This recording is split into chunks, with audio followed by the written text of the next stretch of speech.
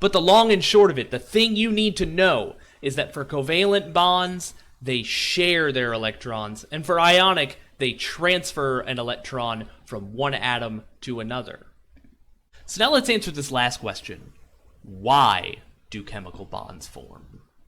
Well, for reasons beyond the scope of this class that have to do with electrostatic attraction and all sorts of other fancy pants words, atoms like having a full outer shell of electrons. And if you haven't caught on yet, that usually means that they like to have 8 of them outside, except for hydrogen and helium, they like 2.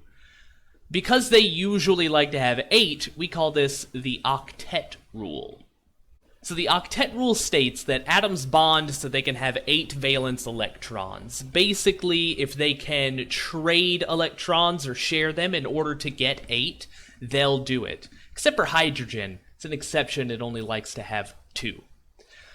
Now you might recall that there is a whole group of elements on the periodic table which has 8 already. We call those the noble gases.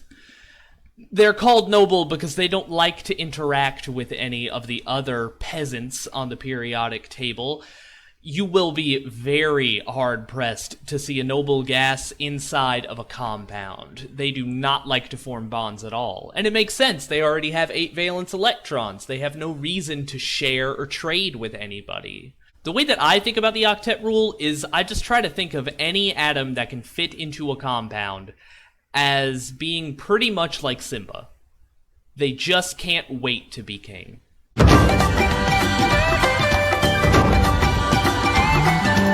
By that I mean that they can't wait to bond with other atoms so that they can have the same number of electrons as one of these noble gases in group 18.